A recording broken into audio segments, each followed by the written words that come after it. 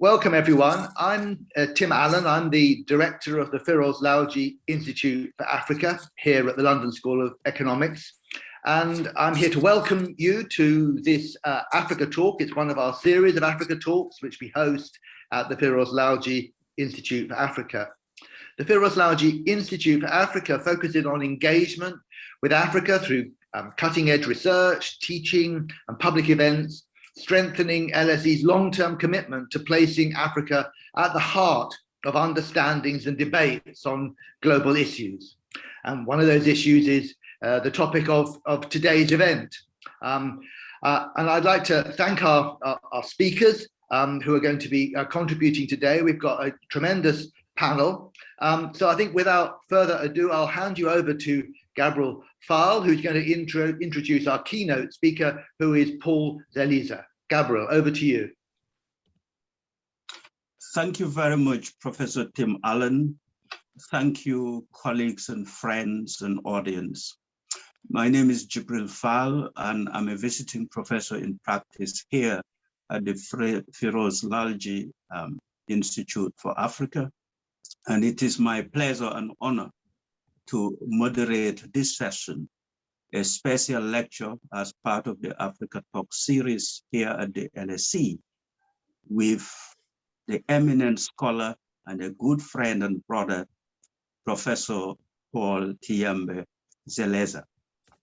The talk today is looking at two things: the African diaspora, historic and contemporary, and the role of the diaspora in Africa's development.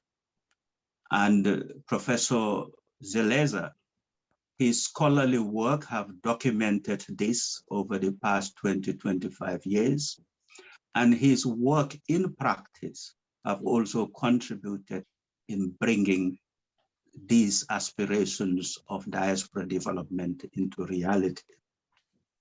After his lecture, which would be about 25 minutes long, we would have two short respondents from Professor Wangui Wagoro, who is a translator, a writer, and a friend of the African diaspora development movement in general.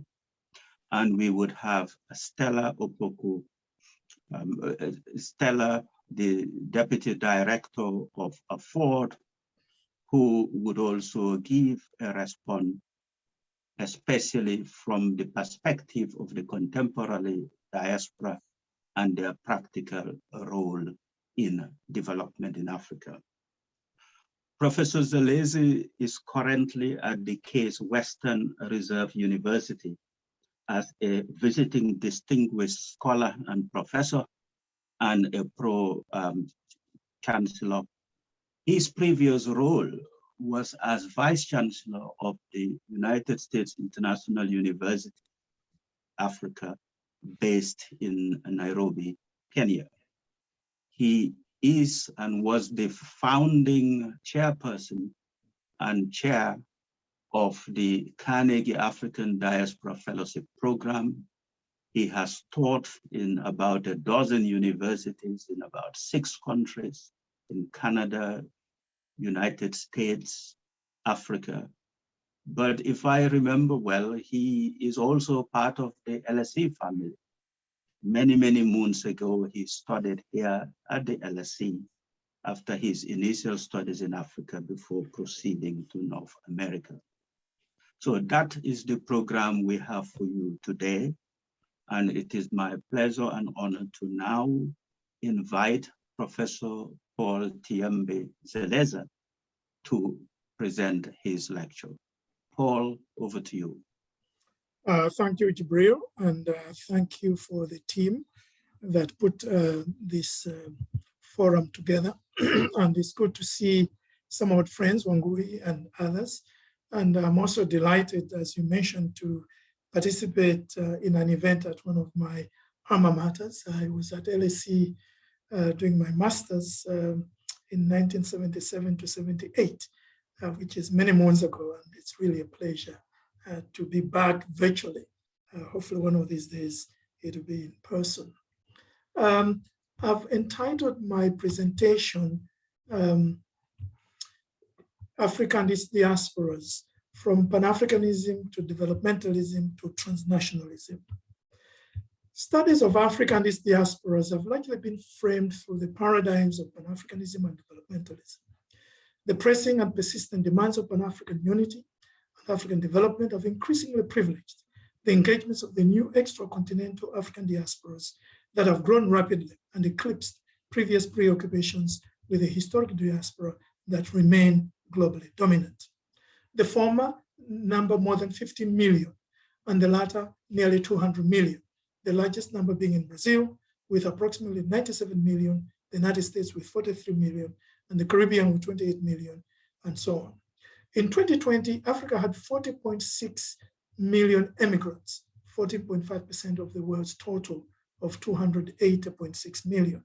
Asia, 114.9 million, 40.9%, Europe, 63.3 million, 22.6%, and the Americas, 47.2 million, and so on, and Oceania, 2 million. 25 million of the international immigrants mostly live on the continent itself, and the international migrants on the continent represent 1.9% of the population. Globally, despite all the hysteria, immigrants represent a very small proportion of the world's population, 3.6% in 2020, up from 2.8% in 2000, when there were 183 million international migrants. This data underscores that despite widespread hysteria, the share of international migrants remains small. Africa is not a major player in international migration compared to Asia.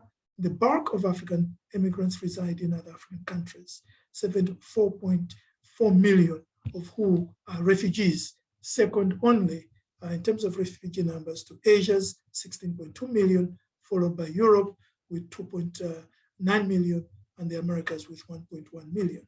This requires more nuanced analysis of African diasporas as both extra-continental and intra-continental. While both the historic and new diasporas are invested in Africa, their imaginaries of Africa and modalities of engagement with the continent vary. The divergences in analysis of the two groups are constructed and reinforced in the disciplinary gulf between African studies and development studies, identified by Alfred Zach Williams in 1995. He bemoaned development studies ignores, quote, questions of race and cultural identity, end of quote, while diaspora studies, quote, tend to focus on cultural and racial links with Africa to the exclusions of questions of political economy, end of quote. His appeal was only partly answered as scholarship on diaspora and development blossomed. However, the focus was largely on the contributions of the new diasporas to African development. The question remains, how do we create an analytical balance between the new and historic diasporas, the cultural and developmentalist imperatives of diaspora engagements, merge the epistemic foci and inquiries from African studies, development studies, and diaspora studies? In my work over the last 2 decades, I've tried to map out the historical dynamics and global dimensions of African diaspora formations, flows, and activities that encompass both the historic and new diasporas across Afro-Asia, Afro-Europe, and Afro-America, and the multiplicity of domains of their engagements with the continent. I'm increasingly drawn to the insights that may be derived from international relations perspectives, insofar as diasporas emerge out of transnational processes and phenomena that are engendered and transformed by the interplay of the structures of globalized and racialized capitalism and the human agency of its subject, including the diasporas themselves. This is the focus of my presentation. I'll begin by making brief notes on the Pan-African and developmentalist imperatives in African diaspora studies that we are all familiar with, then turn to the role of the new diasporas and conclude with key analytical frameworks in international relations that might fruitfully expand the exploration of linkages between Africa and its diasporas. So the Pan-African and developmentalist imperatives. Pan-Africanism as an idea, philosophy, and movement was developed in the diasporas of today's global north. It was an ideology of racial solidarity and resistance against the denigration and subjugation of African peoples in the Euro-American capitalist world spawned by enslavement and colonialism. African peoples in the diaspora were the first to systematically experience racialized oppression. They were homogenized and came to see themselves as one people, earlier than peoples on the continent, divided as they were into different colonial states and enveloped in the various social identities of ethnicity, religion, and culture. Moreover, in the 19th and early 20th centuries, educational opportunities were better developed in the diaspora than on the continent, which facilitated immersion in global political discourses of nationalism, socialism, liberalism, and human rights, through which Pan-Africanism was articulated. Out of diaspora Pan-Africanism were incubated continental Pan-Africanism and territorial nationalism propagated by the founding presidents of several African states, who were socialized and politicized in diaspora institutions and communities. They include Ghana's Kwame Nkrumah, Nigeria's Nnamdi Azikiwe, and Malawi's Kamuzu Banda, who attended historical Black colleges and universities in the United States. Other leaders in British, French, and Portuguese colonies were schooled in the diaspora political and social milieus of the imperial metropoles. Eventually, 6 versions of Pan-Africanism emerged. Transatlantic Pan-Africanism that promoted connections between the continent and its diasporas across the Atlantic. Continental Pan-Africanism that culminated in the formation of the Organization of African Unity. Sub-Saharan Pan-Africanism that embraced the Eurocentric construct of Hegel's Africa proper and the excision of North Africa. Pan-Arabism that envisaged North Africa in Nasser's view as the center of Pan-African, Pan-Arab, and Pan-Islamic circles. Black Atlantic, named after Paul Gilroy's book that prioritizes Atlantic diaspora relations, excluding Africa. And what Al-Mazrui called global Pan-Africanism, that encompasses African diasporas everywhere in Afro-Asia, Afro-Europe, and Afro-America.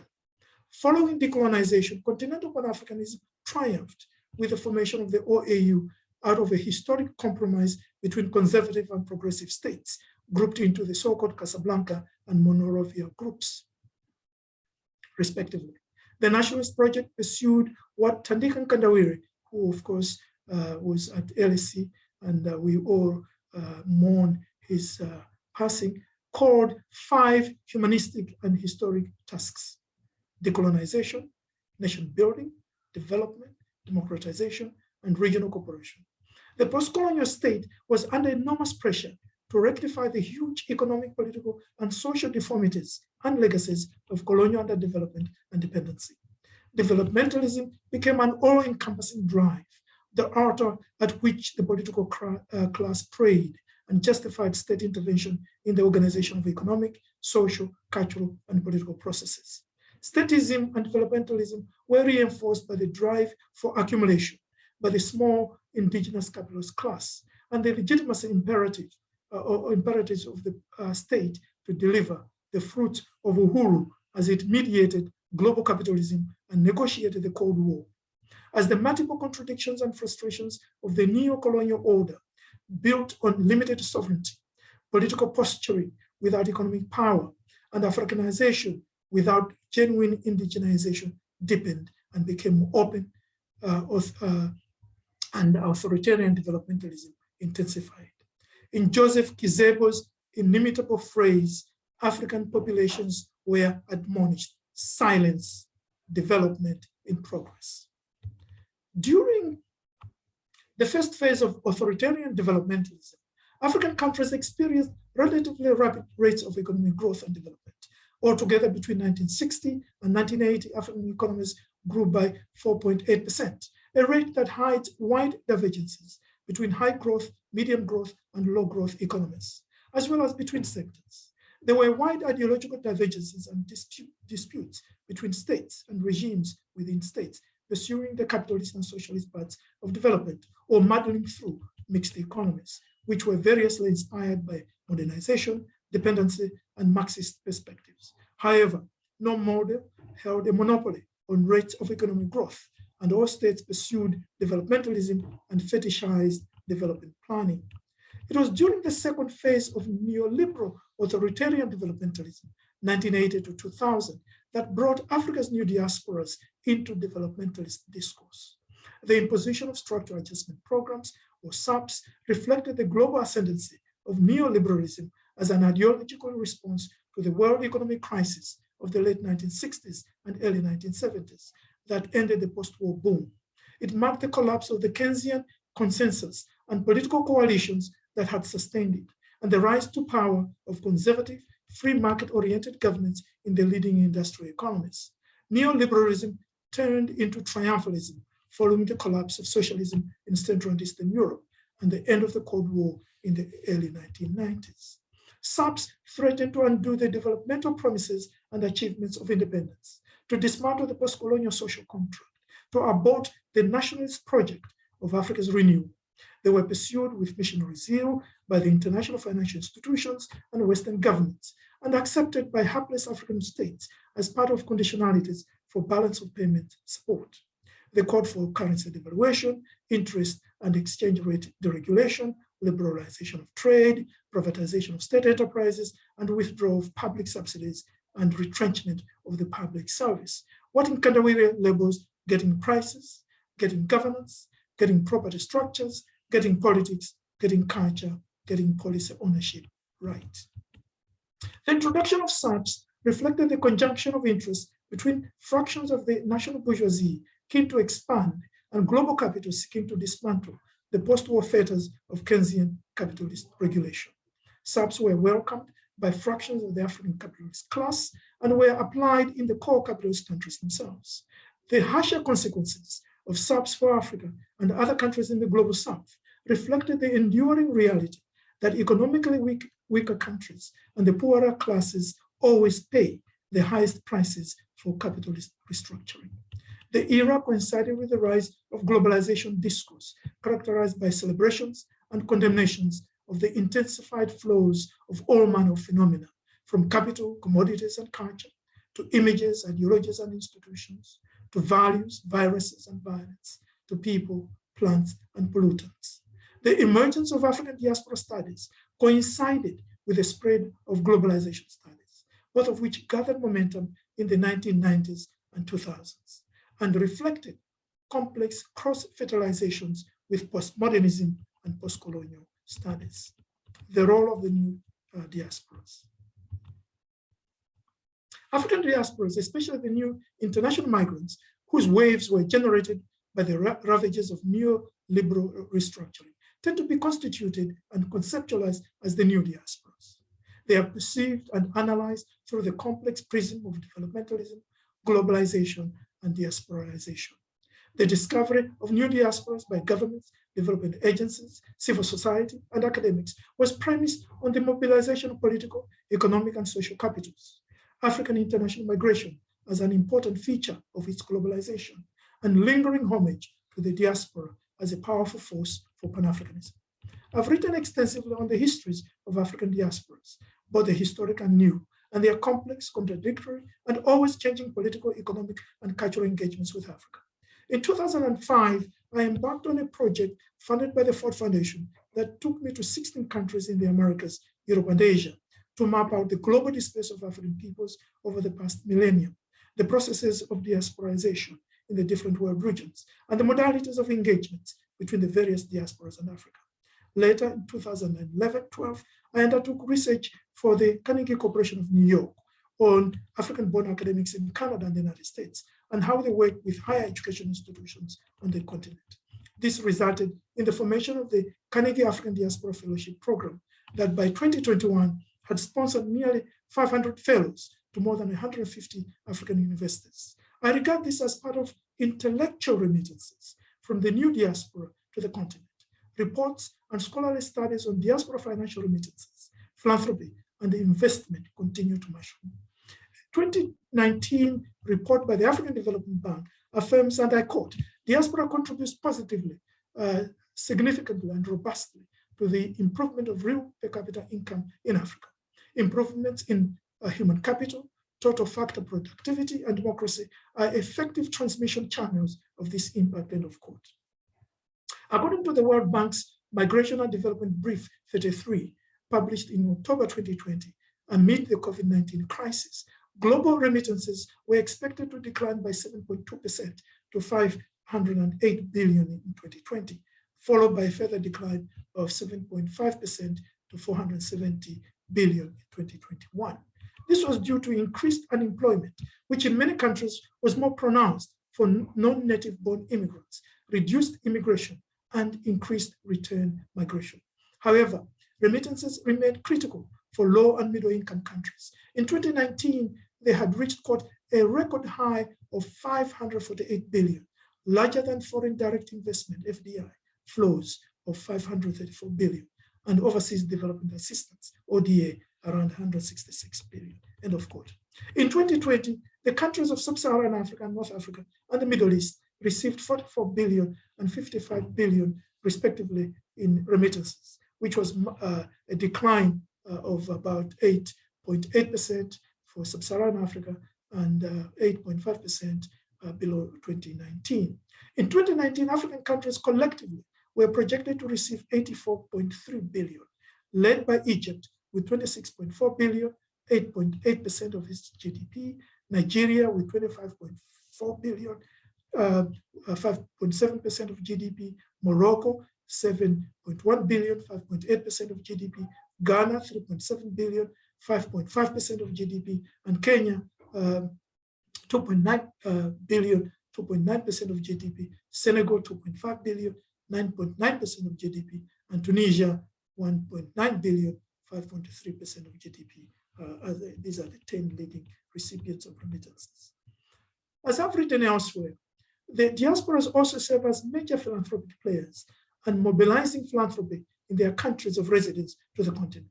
Philanthropy is pronounced among the offspring of first-generation migrants and the historic diasporas. No less important is the deployment of human capital, comprising temporary, permanent, and circulatory repatriation, as well as business investment ranging from purchasing equity or lending to local businesses to direct investment in industry and services. It is encouraging that plans to establish the African Diaspora Corporation, ADFC, in which Jibril has played a major role to facilitate diaspora investment is continuing. It will develop, issue, and manage diaspora bonds and mutual funds to harness and channel diaspora resources into socially responsible and impactful ventures.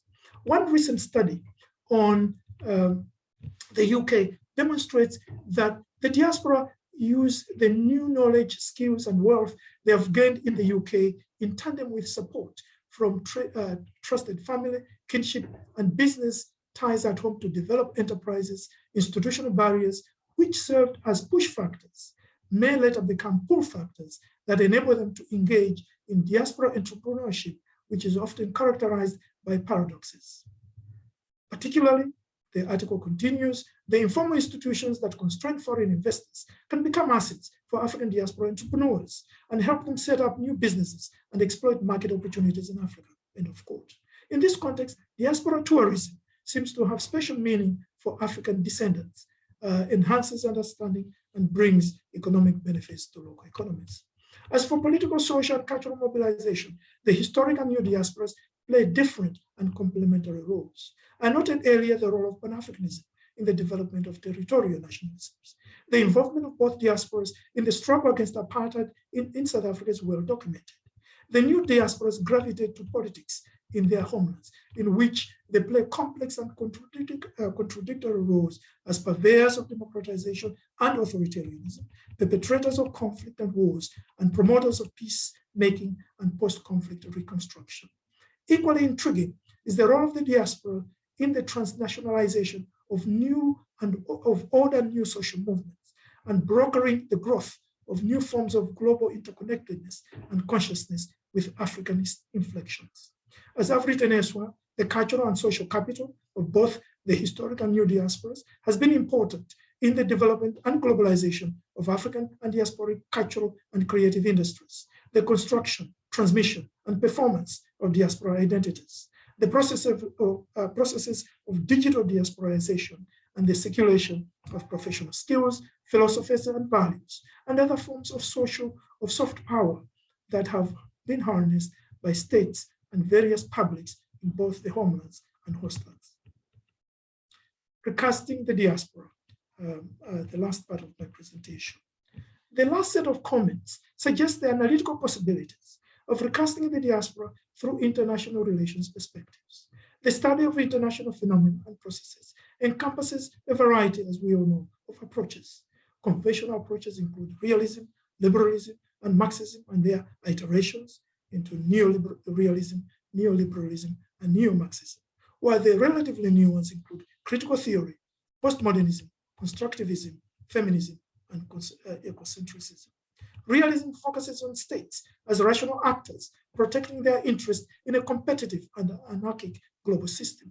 Liberalism embraces the power of human reason and progress, the plurality of state actors, and multidimensionality of state actions, and the role of institutions and international organizations in mitigating anarchy and conflict.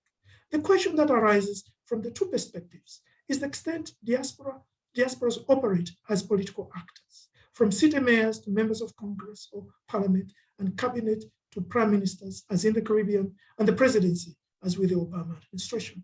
More broadly, is the influence diaspora citizens, activists, and their supporters on the continent exert on state actors and international organizations, including the United Nations, the African Union, and the regional economic communities, and the distribution of capabilities that shape outcomes at national, regional, and global levels. Marxist ideas on capitalism and imperialism, which stress the primacy of economic and material forces, historical materialism, in international relations, focus on the interplay of states and markets, power and production, and the state system and the world capitalist economy. They stress global inequalities arising out of the internationalization of relations of production, how the developed capitalist countries exercise hegemonic power on the world order to maintain material inequalities through coercion and consent. For diaspora studies, several important questions arise, including the ways in which transnational capitalist development produces and reproduces diasporas, how the latter mediate its global hegemony and its associated inequalities of power, resources, and opportunities, as well as the resistances it engenders. Such an approach forces us to ponder critically the export of diaspora political, social, cultural, and economic capitals instead of celebrating it complacently. Critical theory, which borrowed insights from Marxist ideas and other traditions seeking to explain how the existing global order came about, how it changes, and how it can be changed.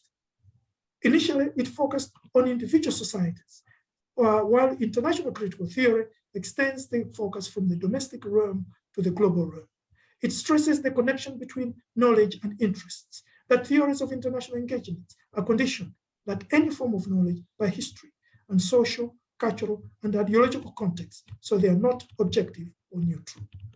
Postmodernism incorporates elements of critical theory in its analysis of power and knowledge, that the production of knowledge is a normative and political process, and operations of power fit within existing structures and discourses. It sees many of the problems studied in international relations also as matters of power and authority, of struggles to impose authoritative interpretations. This calls for the construction and double reading of how any totality, whether a text, theory, discourse, or structure, is constituted and disconstituted.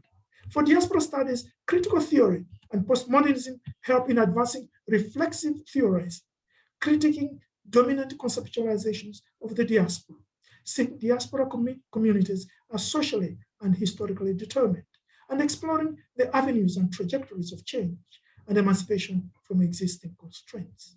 Postmodernism helps us understand how boundaries between home and abroad are constructed, specialized political identities developed, how violence, boundaries, and identity reinforce each other in the construction of contemporary states, and how the latter are naturalized and normalized as a mode of national and international subjectivity.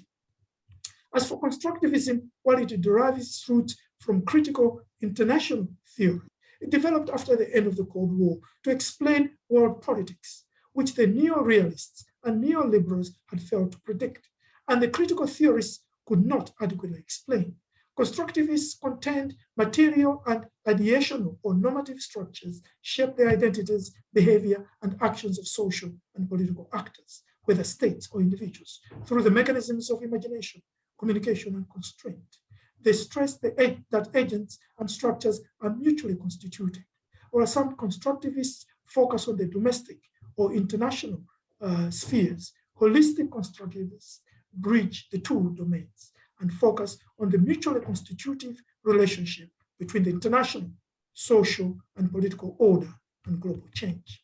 This approach can help advance diaspora studies by exploring the mutual constitution of agents and structure in diaspora communities, the interlocking nature of the domestic and international domains, and the international, social, economic, and political order, and national and global change.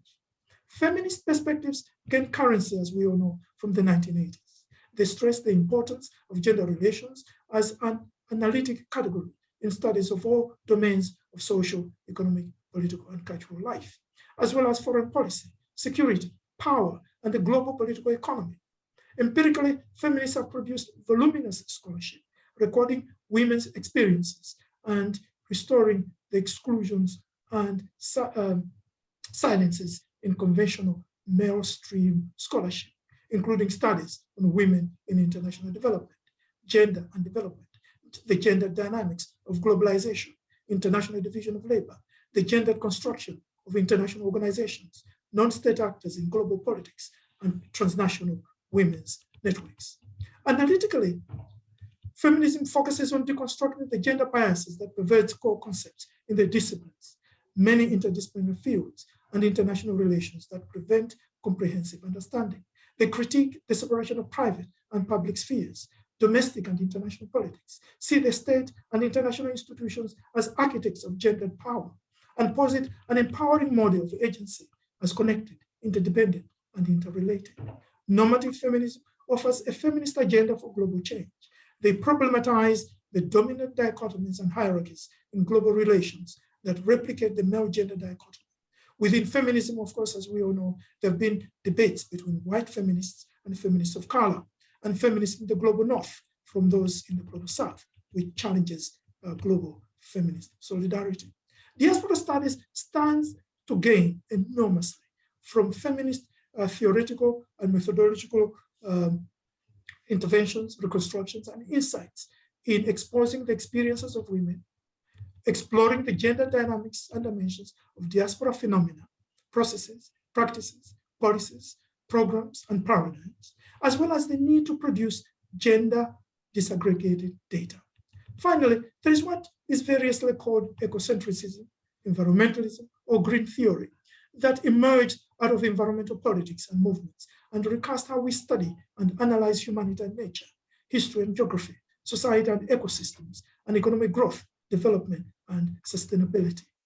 This body of thought provides a holistic view about the interconnectedness of all ecological relationships, including the human and non-human worlds, current and future generations, the need for ethical and sustainable use of resources, because economic growth and development is often anti-ecological, and there are limits to growth of human societies in a finite ecosystem. Ecologists offer a sharp and distinctive critique of the prevailing state and international system and propose a restructuring of the global order. They advocate democratization, decentralization of political, economic, and social organization, as evident in the phrase, think globally, act locally. They propose, quote, reclaiming the commons, end of quote, and global environmental governance that doesn't depend entirely on sovereign states. They seek to integrate facts and values, normative and explanatory concerns, focus on concentration of power and homogenizing forces, political economy and global inequalities, and embrace the emancipatory possibilities of theory and an ecocentric ethic. What can diaspora studies benefit from these perspectives?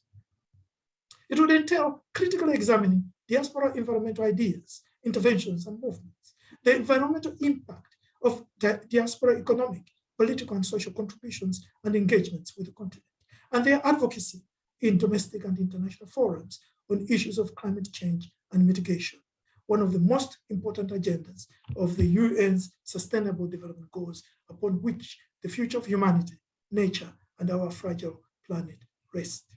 A recent study covering 22 countries suggests, quote, diaspora income has a negative and statistical impact on ecological footprint, end of quote. And it goes into very interesting discussion of that issue. In conclusion, I've tried to suggest the analytical possibilities of recasting African diaspora studies through intentional, interdisciplinary, and systematic engagement with conventional and more recently developed theoretical and methodological paradigms in international relations. The need to critically engage and integrate epistemological, ontological, and ethical insights from diverse disciplines and modes of thought.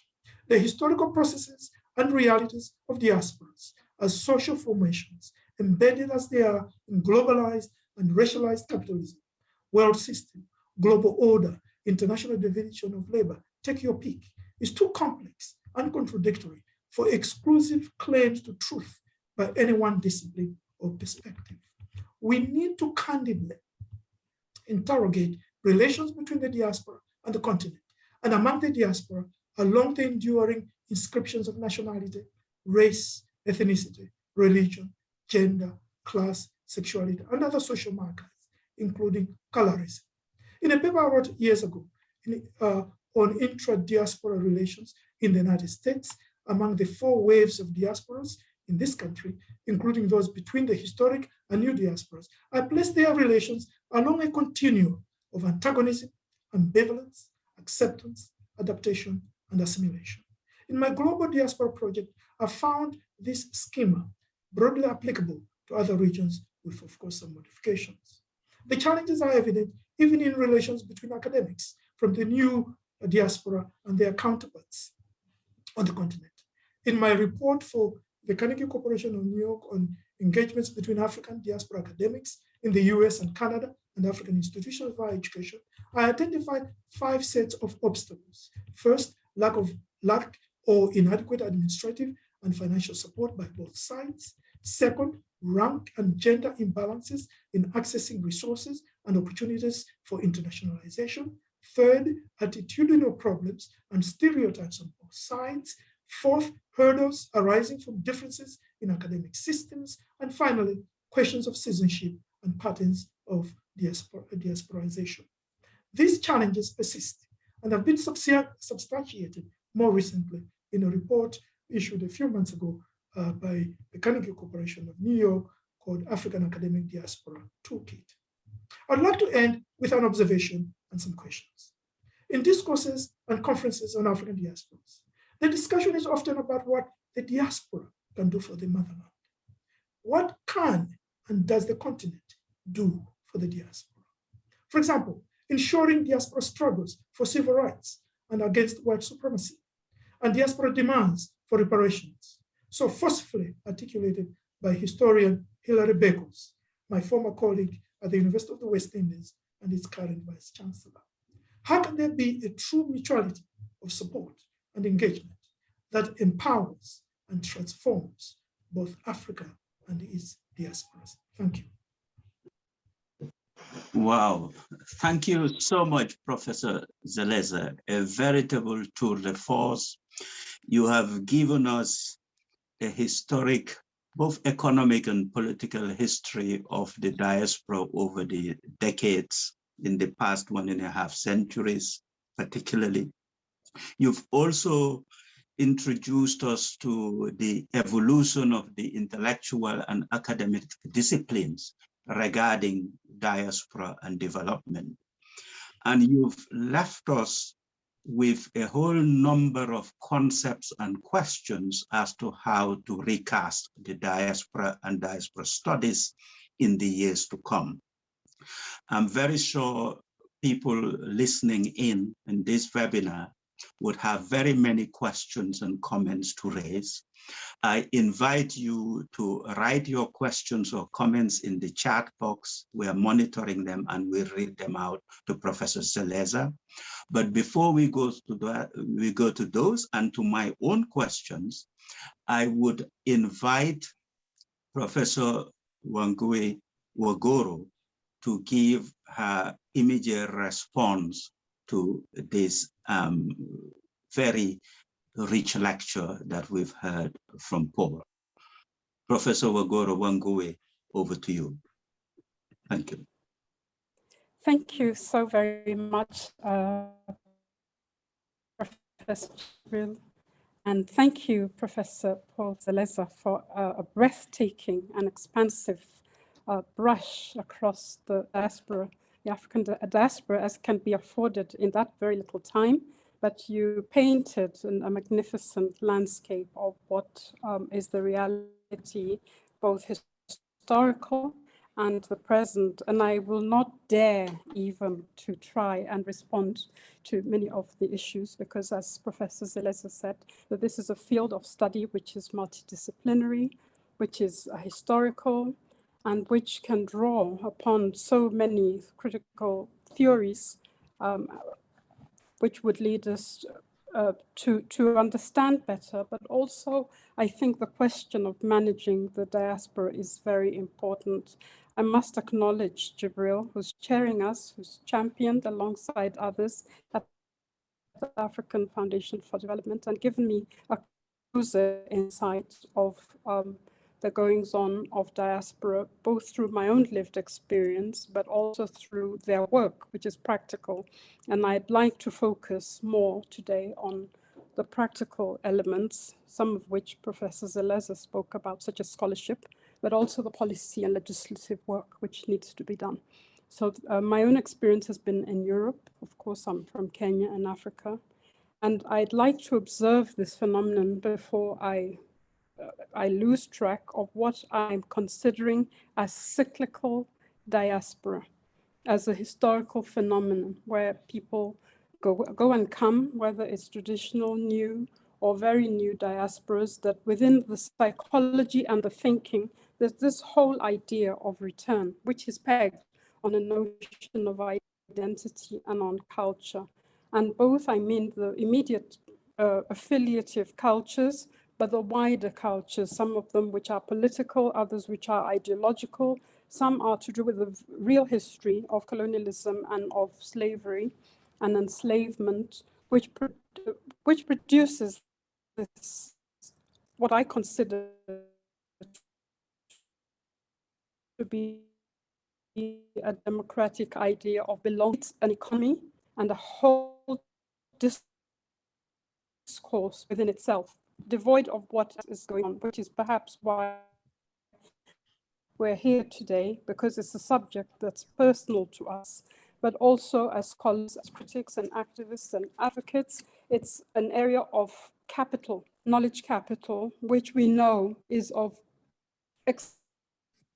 expansive value, not just remittances, not just the scholarship, not just the social contributions that we make, but also the spiritual aspect, but the contribution to African history in its global conceptualization. So for me, this whole idea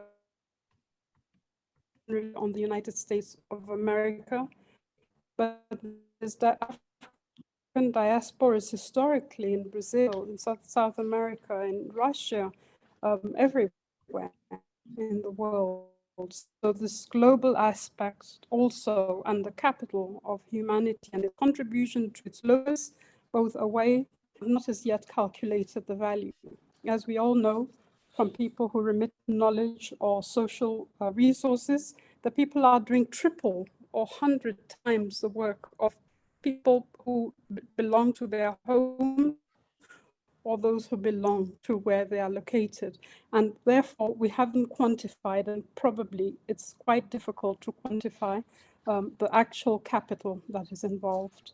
What struck me most is I think, underlying what Professor Zeleza said, is the humanitarian project and the complexity of the imagining of Africans' imaginary of this of this and humanistic project and what others perceive of it, which is why the questions of race and gender inequality play a very big role.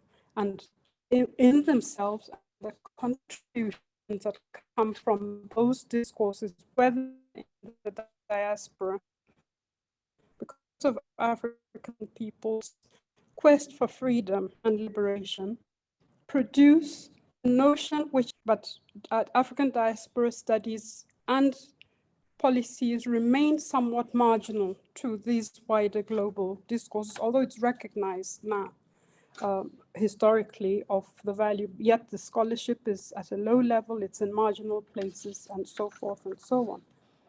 I'm also invested in Afrofuturism as an idea and as a theoretical frame from which to imagine our futures is all I can add to this, because it gives us a vantage point which allows us to imagine our humanity in terms which are not defined by oppression, which has been the overall model, whether it's even through remittances, which can be quite oppressive, particularly to caregiving oriented people, mainly women, and things like sex trafficking and prostitution and those kinds of violences that gives the African and the African diasporic citizen a frame to reimagine afresh what that humanity should be, away from the Western discourses.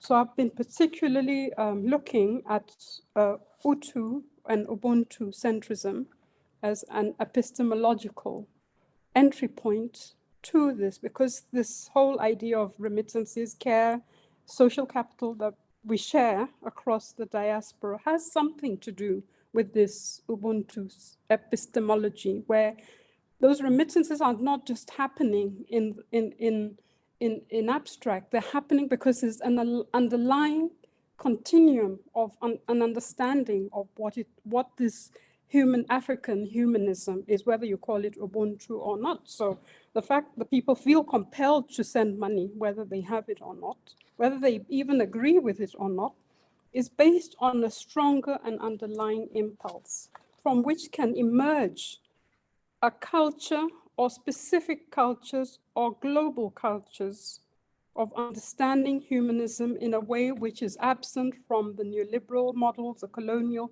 models, which are actually the opposite of that. So within these ideas is that germ of a future global culture. And I'm speaking about culture in the broadest perspective that I can look at.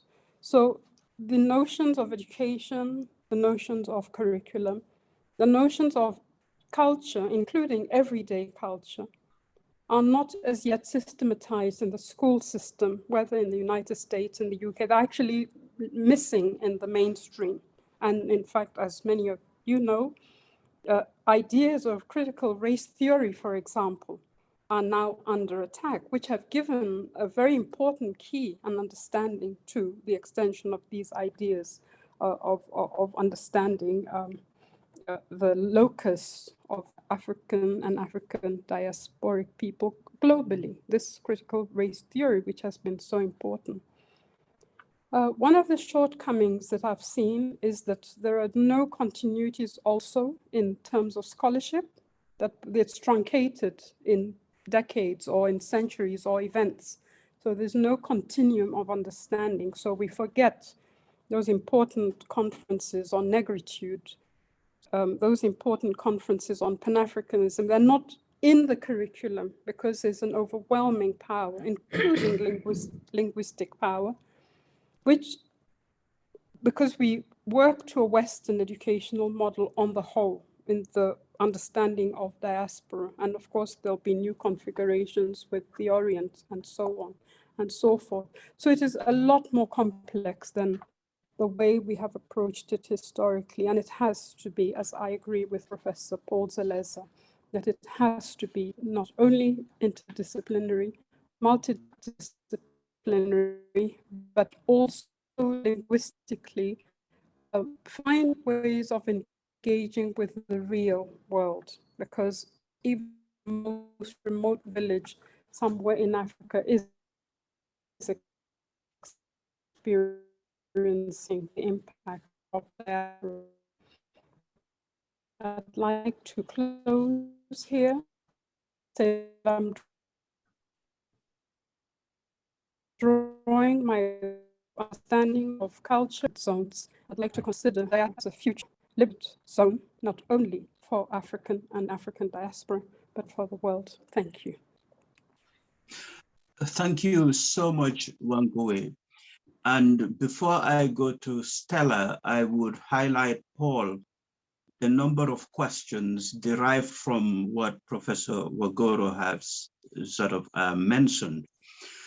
It would be good to hear your response on how this idea of return and circular migration amongst the current African diaspora fits into your categorization on transnationalism and how that interacts with ongoing development. That's one first sort of question or area of reflection. Second, you did pose a question: what does Africa do for the diaspora? And Professor Wagoro have suggested in passing maybe something philosophical.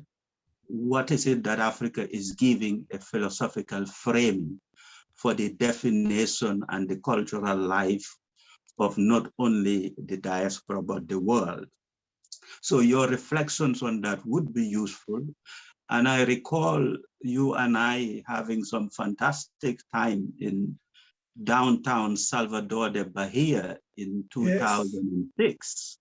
And that was, I think, the second conference of intellectuals of Africans in the diaspora, which sought to bring together academic, developmental, cultural, and identity elements of African diaspora. And that didn't divide between the new and the old diaspora. So your reflections on how these can be tied together in recasting diaspora and development would be useful. For now, I would like to invite Ms. Stella Opoku-Owusu, the Deputy Executive Director of the African Foundation for Development Afford, to give us her reflections on Professor Zeleza's lecture. Stella, over to you. Good afternoon. Thank you very much, Jibril. And thanks also to Professor Zeleza for those very poignant points that you have raised today as it relates, of course, to the historic and new African diaspora.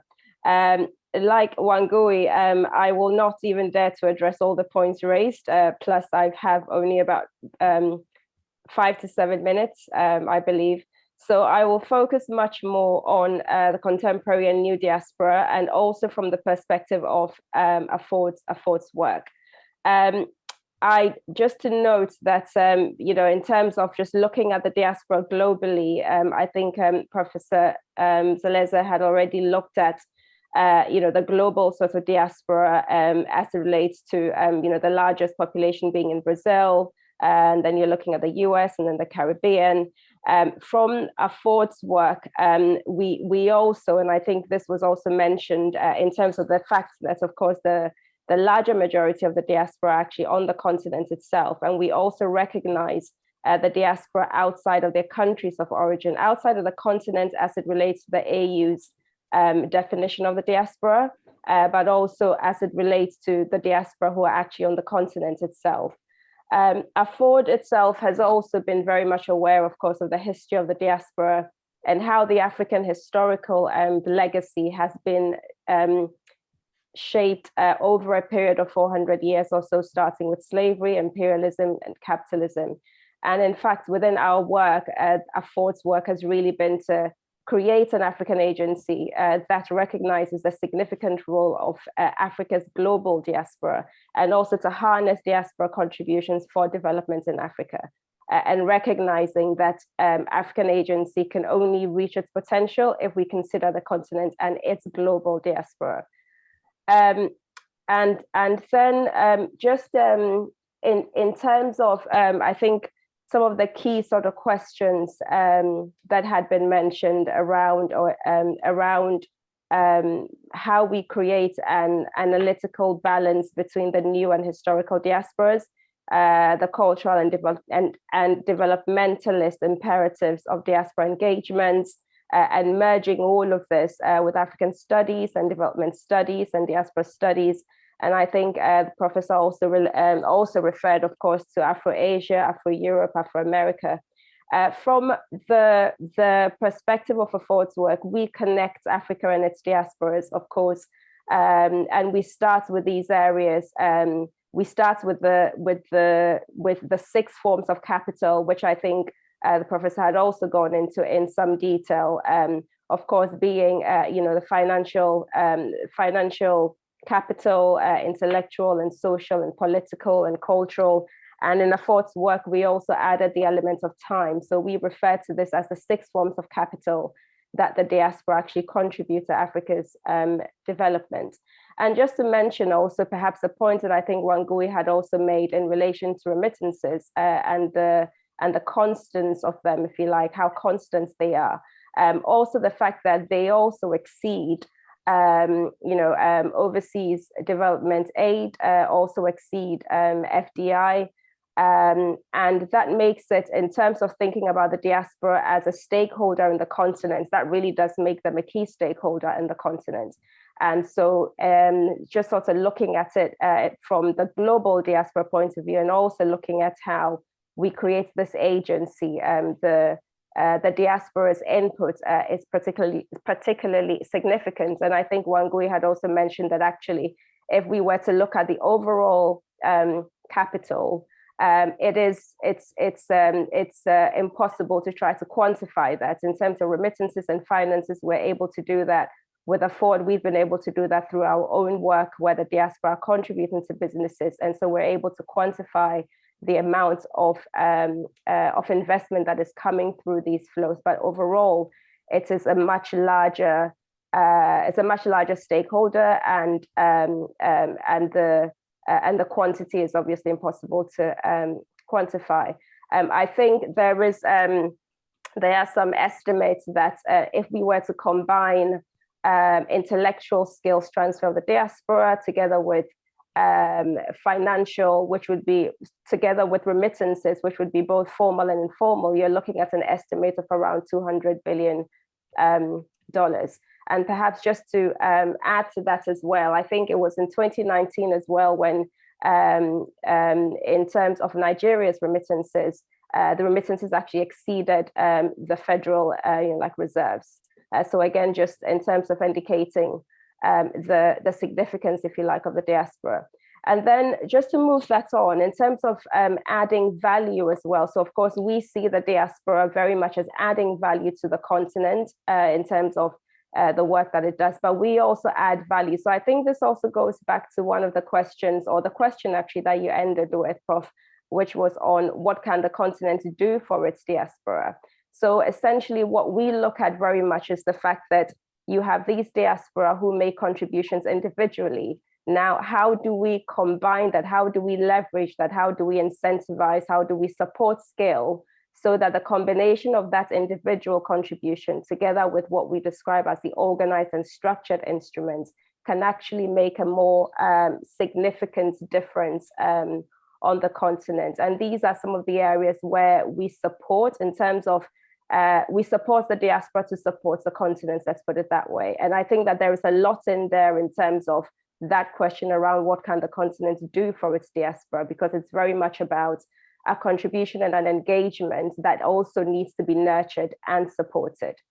And then just moving on from that, I think the Prof had also spoken about areas around areas in which the diaspora are also involved, and you had spoken about philanthropy, and areas around humanitarian work and so on. There is also the area, of course, around diaspora investments, which is very much about working with diaspora entrepreneurs, SMEs, who are also developing businesses on the ground and are focusing very much on job creation, which is a priority area for Afford's work. So this is also a key sort of area as well. And within that, increasingly, or perhaps just going back to that, still on job creation, even just we're looking at the future of work, there is also this area of employability and the future of work, and as it relates to labor mobility schemes as well, which is increasingly, we're beginning to see more and more pilots, especially between the continent and Europe. And this is also an area that the diaspora are also starting to be engaged in as well. On the cultural side, I think you had also mentioned tourism. Within the heritage and culture area, there is also increasingly, and with the Ford's work, we also have a focus very much on a program that is looking at advocating for the return of stolen African artifacts. And I'll come to this a little bit just in a moment, just in terms of the link with the sort of historical, the diaspora. And of course, still just looking at areas coming up as well. I think you had also mentioned climate change as well, which is absolutely key. Now, in terms of the infrastructure, so we've continued to engage the diaspora based on all of these forms of capital. And the focus has been very much, as I mentioned, on working with the diaspora and creating jobs and developing infrastructure for diaspora investment in Africa, diaspora volunteering, and of course, advocating for the return of stolen African artifacts. Overall, the question that we focus on is about adding value, of course, the diaspora's contribution. We've piloted a number of ideas, but the challenge has always been about how do we then scale this up and how do we also sustain it? But also within that, I think it's also important to take into account the developments as well on the continent itself. And of course, within the international development arena. So of course, the Africa Continental Free Trade Agreement, how can the diaspora engage effectively with this mechanism? And this is looking at both the new and the historic diaspora as well. And of course, within the AU's Agenda 2063 as well. But then there are some diaspora initiatives that are also upcoming, and you had already mentioned the ADFC, which of course Jibril has been a key part of as well. And then there is also the Decade of African Roots and Diaspora 2021 to 2031, where Togo is leading a more proactive diaspora engagement agenda within the AU and urging other member states on board for the 10-year journey. So these are all great opportunities, but besides scaling up and developing infrastructure to sustain diaspora contribution, there's also one remaining challenge when it comes to transnationalism, which we are beginning to see as well. And this is really about working across multiple countries.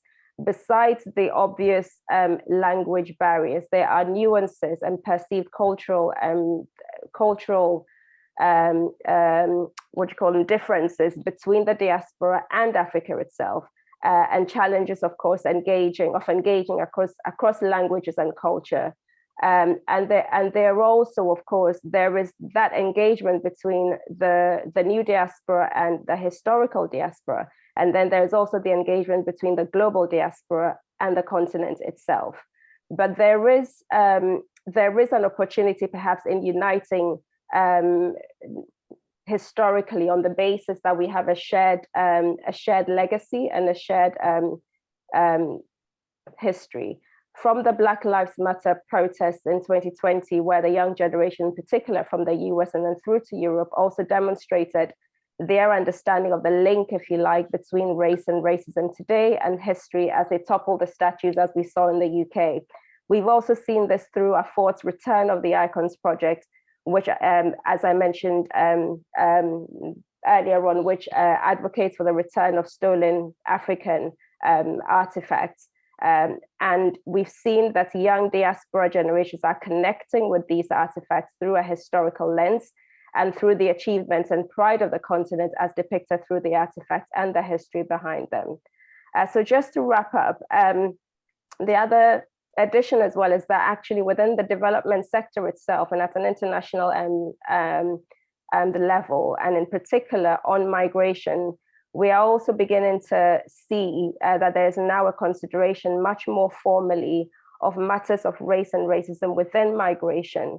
And there is perhaps a slow sort of recognition that we cannot talk about development in Africa without recognizing and addressing the historical the legacy as it relates to questions of race and cultural identity. I also agree with the professor about the relationship between developmentalization, globalization, and diasporization. The fact that it is complex, as I think Wangui had also noted.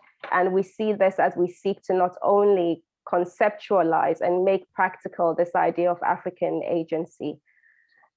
To wrap up, I think the similarities in the historical legacy and perhaps a return to the shared history or a link with it through the current developmental practices may very well be a way in which we're able to create that balance, not just between the new and historic diasporas, but also with the African continent itself.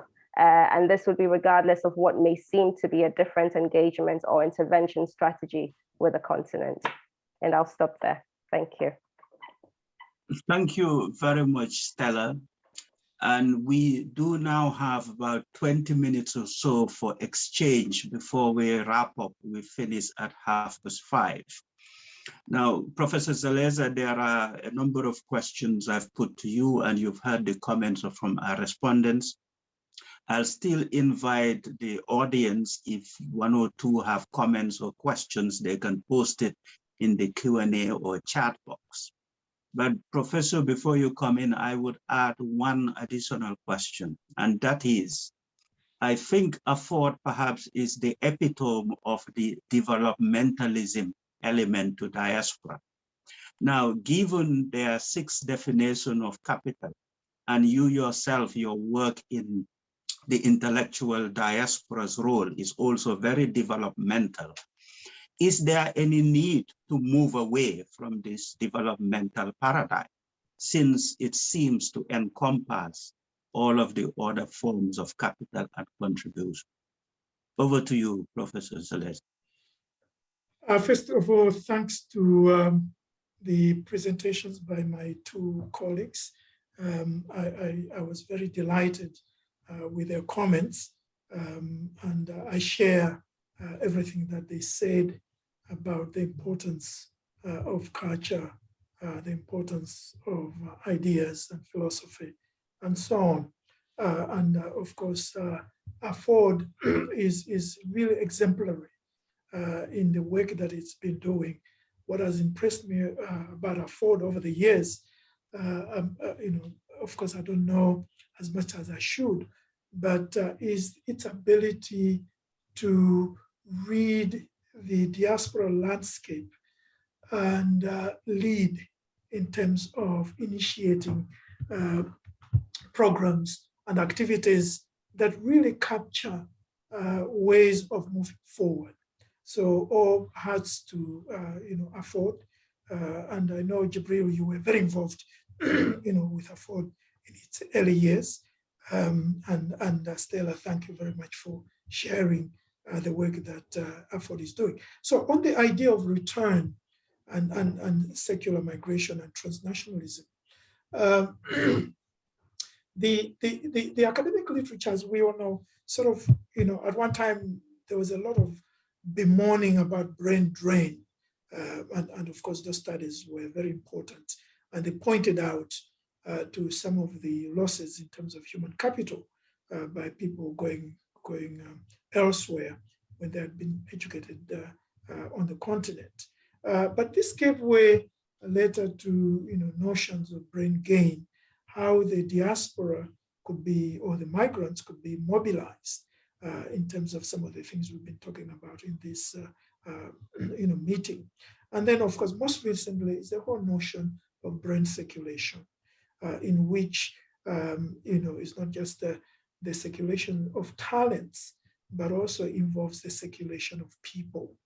Jibril, you just shared with me, if I may say so, you spent 8 weeks recently in the Gambia.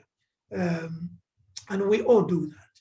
We all spend a certain period of our lives on the continent. In my case, I left the United States and went to work in Kenya for 6 years, and here I'm back. So that process has been going on for quite some time. It also reflects, I think, the flexibilization of global labor regimes, in which people brought in for certain periods. Stella, you mentioned these schemes, worker schemes that you're experimenting with.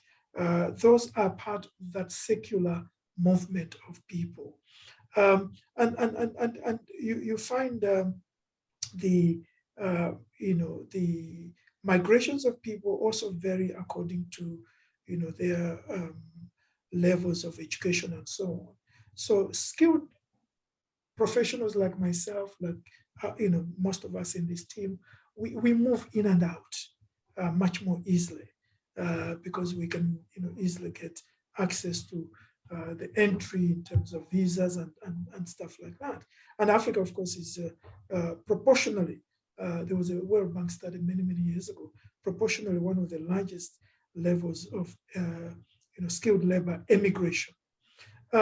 We have also seen the increase of other levels of workers and professionals.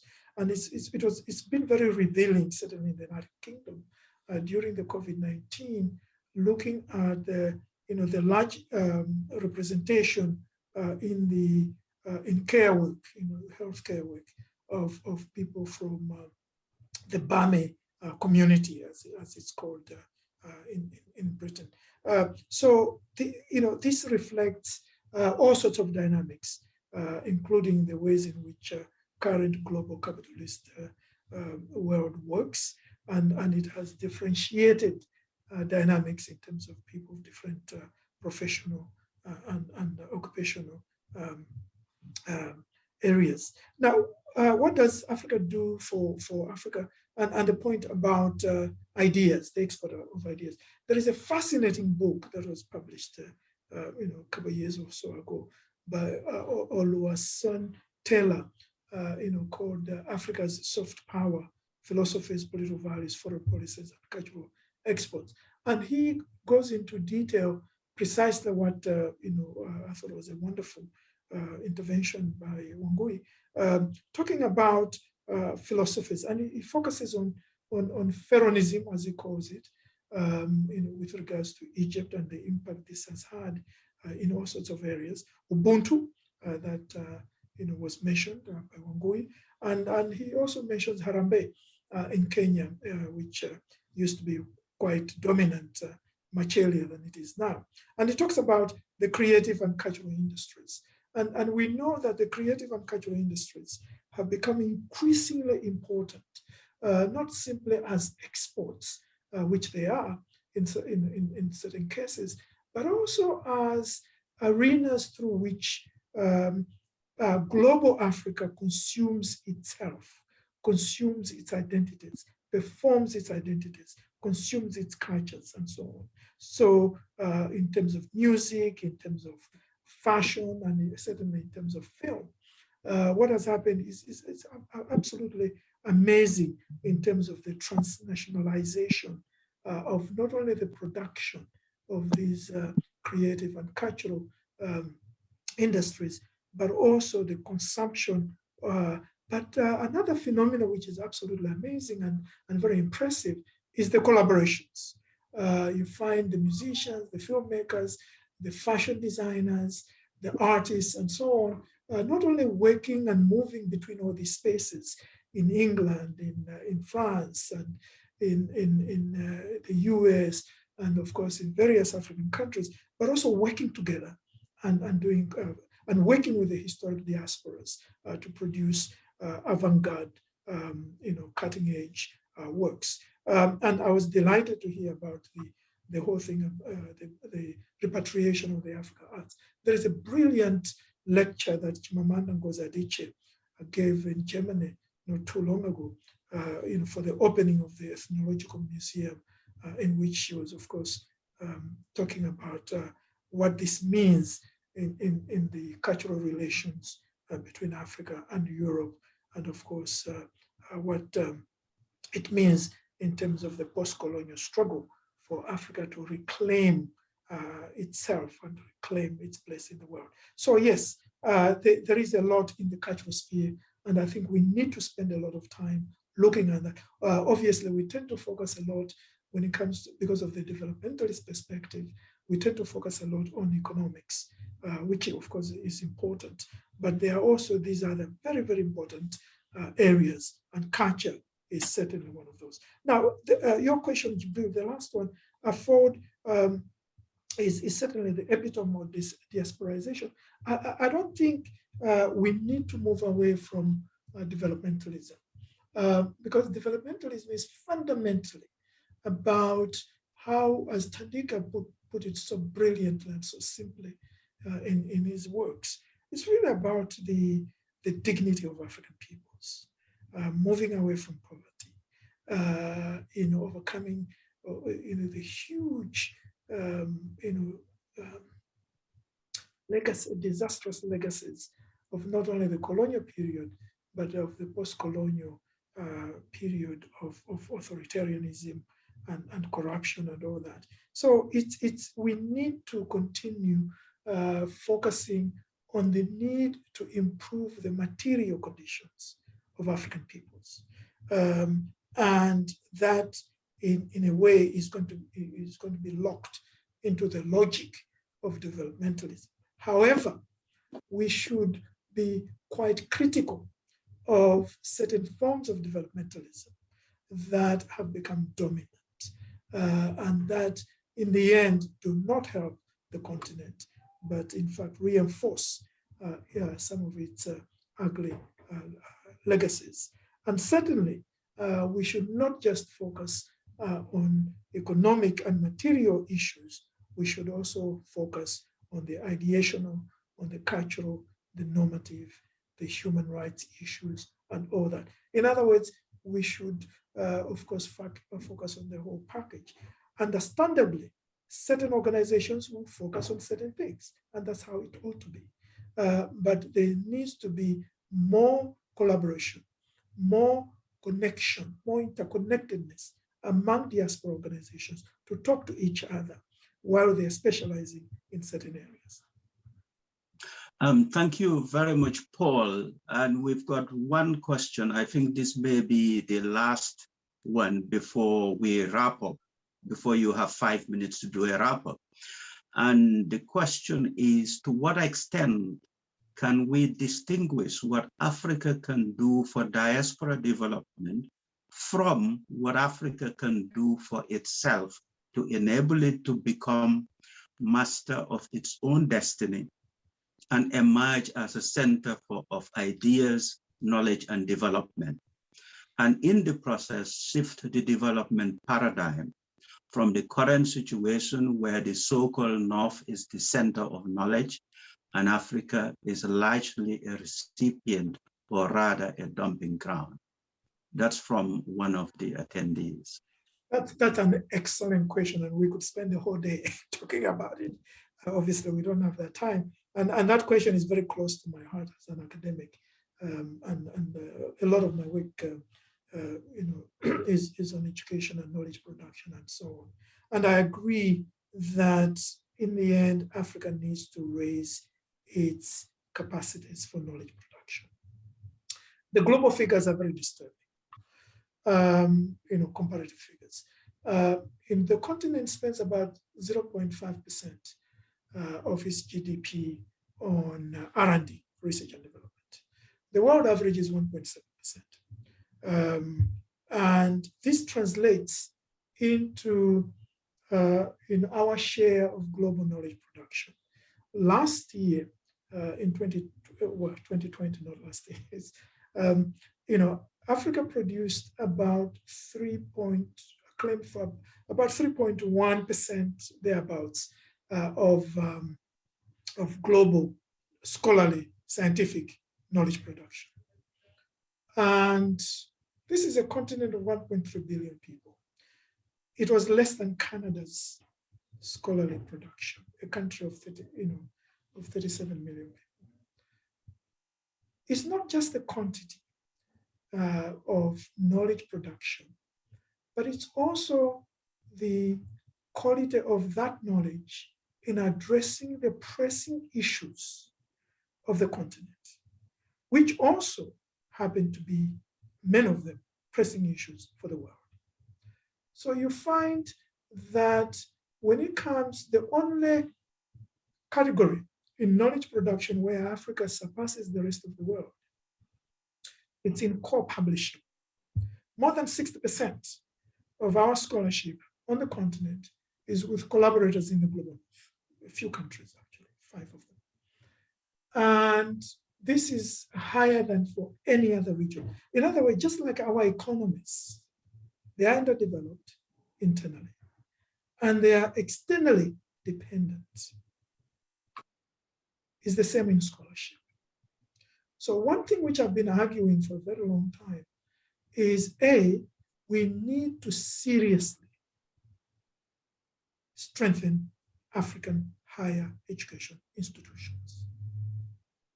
Only 9% of Africans go for tertiary education. The world average is 38%. Developed countries, more than 70%. South Korea, which a lot of people like to compare many of our countries with because of, that in 1960 there was not much of a difference, has 95% in tertiary enrollments. So we need to have more education institutions in terms of universities and colleges and TVETs. We need serious investments in the infrastructures of knowledge production, support for research, support for faculty, support for students, and so on and so forth.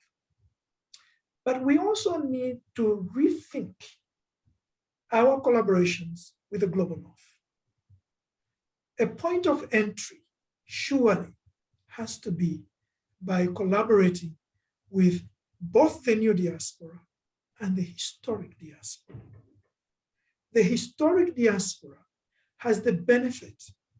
They have been in these countries in the global north for centuries. They understand the global north. They should be our allies in deciphering the global north, in interpreting the global north, so that we can have at a policy level, as well as, of course, at an ordinary intellectual knowledge production level, produce knowledges that are part of the Pan-African liberation agenda. Thank you very much, Paul, for that. As I invite you to give a final wrap-up, I'll put in a question that Onyekachi Wambo, the director of FLIA, has put in. And he reminds us that from a development point of view, the diaspora is contributing at different levels of capital, financial, cultural, intellectual, etc. But in relation to the point you've just made, that is to achieve a rapid transformation so that we leave this 3% club that Africans seem to be inhabiting. How would you prioritize, or which of those capital inputs would you prioritize? Please reflect on that and then give us your closing remarks, as it were. Thank you. Onyekachi, thank you very much for that question. I tend to think that we need, just like in research and so on, we need interdisciplinary perspectives. I think we need different forms of capital because they play different roles. And collectively, they have to be seen as part of the transformation agenda. And all of us have to play in the lane where we are most, our capacities are most developed, as it were. So for those of us who are academics, who are intellectuals, and involved in higher education, we have to focus, frankly, in the areas of knowledge production. And that is not simply, of course, producing scholarship and so on, but also in how knowledge is translated into policy. We need closer interactions between the academic world, the policy world, think tanks, development agencies, and of course, NGOs and so on and so forth. The connections between these bodies are not as robust as they ought to be. In fact, typically, you find that most of our governments sometimes depend on think tanks from the global north, not even local think tanks, and sometimes there are not many in the areas that they may be focusing on. So we need to be focusing on areas that make a difference. Now, if I can just share as a way of closing and answering that question, and Jibril will know this. So one of the things we tried to do in the Carnegie African Diaspora Fellowship Program was to encourage the movement of African academics, African-born academics in Canada and the US to engage with higher education institutions. We knew from the research that people engage on their own anyway. But in order to maximize and optimize that engagement was to create a structure, to facilitate that. And of course, we focused on a number of areas: curriculum co-development, collaborative research, graduate student training, and mentoring, because those are areas that we identified as problematic. But because of that experience of that program, we now, as Jibril knows, are interested in creating a much larger framework for engagement between the intellectual capital of the diaspora and the continent. And we registered an organization in New York and in Nairobi called the Consortium of African Diaspora Fellowship Programs. It's going to be global, not confined to Canada and the US, but global: Europe, Asia, the rest of the Americas, and of course, Africa itself. And then B is not just going to be focusing on higher education institutions, but also focusing on providing and engaging the needs of policymakers, of NGOs, of corporates, in terms of certain knowledges that are critical for them to do the work that they do, to move forward. And it's also not just going to focus on a few African countries, the way we have been doing in the Carnegie program, but the entire continent. And encourage people, of course, who want to go back to their countries of origin. That's fine and great. But also to encourage what we already saw in the Carnegie program, that almost 1/3 of our fellows were going to other African countries than those in which they were born. So we need to create these kinds of platforms that provide consortial arrangements. Because one of the things which is also very both encouraging but also disturbing in the space of diaspora engagements with the continent, and it's true also of NGOs of the continent, is the proliferation of organizations. So many of them that in the end, each one is doing very little here, very little there, and so on and so forth. Now, you can't stop, of course, people from doing that, but we also need to create these umbrella type of organizations with capabilities for engagement and intervention that, and capacities to mobilize resources, not only financial resources, but also human resources, intellectual resources that would be important. So I'm all for greater collaboration, escalating the coordination, collaboration, communication of our organizations, while we focus in particular areas, because that's where our interest and expertise lie. We should be constantly holding conversations with each other. And for me, this is why this session was extremely important, to hear Wangui talking about, her area, of course, as we all know, of expertise is culture and translation and knowledge and ideas and so on. And she has done fantastic work in that area. But she's also now working with the African Development Bank. And